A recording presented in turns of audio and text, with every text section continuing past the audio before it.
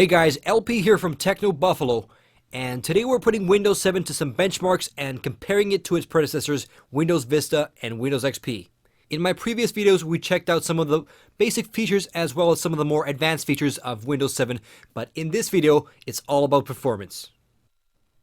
We're going to start off with some synthetic benchmarks and finish off with a comparison of Windows Vista and Windows 7 running a very cool game called Batman Arkham Asylum.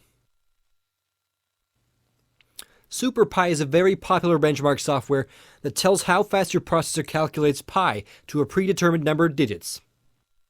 It's basically a pretty straightforward benchmark tool that tells how fast your CPU crunches the numbers. It's a very simple piece of software, but it's a very cool benchmark tool. Even my wife got excited when I showed her this. Okay, she wasn't too excited, but in my benchmark I'll be using a 1 million digit test. And here we go. Pretty exciting stuff. I won't be using the current score in the comparison because the recording software I'm using is taking up a significant amount of resources.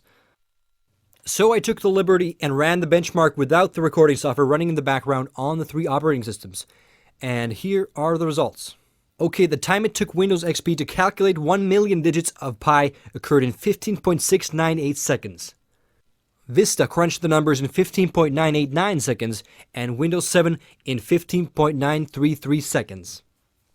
Not very significant variations between the 3, but still Windows XP was the fastest by 1/3 of a second. Windows 7 comes in second, and Vista third.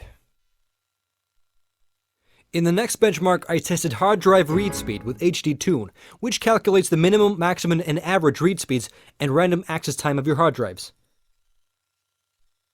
The test itself takes a few minutes, so I'm going to skip forward in time for your viewing pleasure.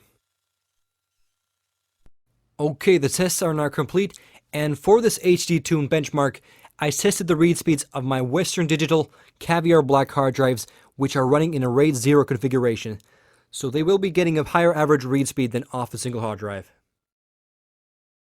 As you can see, the average read speed on Windows XP is excellent, but the process usage on Windows XP is significantly higher than on Windows Vista or Windows 7. The HD-Tune test revealed some pretty similar results.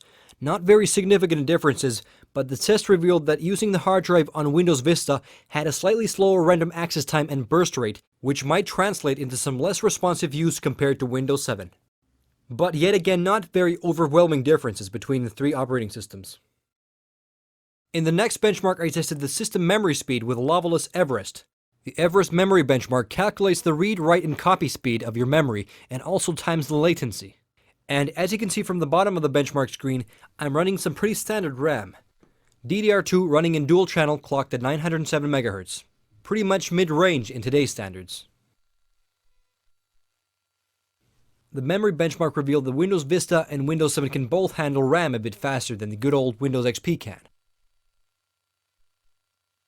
Vista is about 50 megabytes faster in read speed and 80 megabytes faster in write speed compared to Windows XP.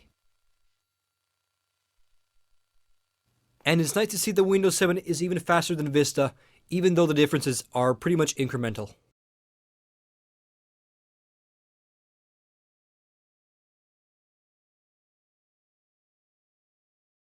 In the next test, I used FutureMark's very popular gaming benchmark, 3D Mark Vantage.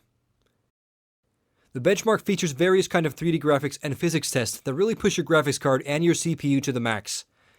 For the benchmark, I used the August 209 Catalyst drivers, so the playing field between Vista and Windows 7 should be quite equal. And the results are as such. Windows 7 came out with a score that is about 200 points more than on Windows Vista. Although the scores in the CPU tests were about equal in Vantage, Windows 7 scored better in the GPU tests. Again, not a massive victory for Windows 7, but a 200-point gain in 3D Mark Vantage is definitely welcome in my books. So if you're a PC guy like me, you probably run the occasional benchmark to see how fast your system setup is. I'm curious to what kind of scores you guys are getting, for example in Vantage and SuperPi, so if you want, you can post your system specs and your scores in the comments.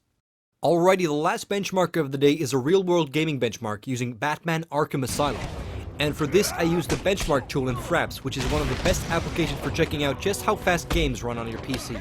While this benchmark probably isn't scientifically accurate because I could not play through the same sequence in the exact same way, but it still gives a pretty good picture of gaming speed on Windows 7 compared to Windows Vista. I used the Catalyst 9.8 drivers on both Vista and Windows 7, and as you can see, the scores are quite similar. The game does run a couple of frames faster on Windows 7, but the difference is definitely negligible, and you won't notice the difference while playing the game. So if you're expecting games to be running a lot faster on Windows 7, you will be a bit disappointed, but the truth is that if you want games to run faster on your PC, there are no magic tricks. You're going to have to upgrade your hardware. And this is one of the reasons why PC gaming is considered a dying breed, at least by some. The high-end gaming graphics card will cost you around $500, which is a bit much when game console prices have come down to almost half of that. I recently played through Arkham Asylum on the PS3, and I was surprised to see how well it compared to the PC version in graphics.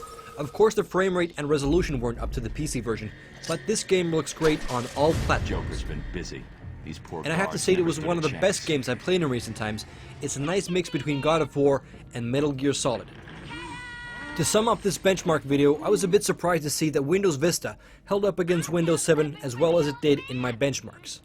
Even though it did score lower against Windows 7 in pretty much all the benchmarks, the differences really were not anything to throw a party over. So if you're looking to upgrade to Windows 7, it pretty much comes down to functionality and features. So what do you guys think? I've shown you the features and ran the test. Is Windows 7 something you're looking forward to? I've personally been pleased with the beta, but the price is still a bit of a punch in the face. And actually a sucker punch for us beta testers. But that's about it for this video. Catch you later. LP from Techno Buffalo signing out.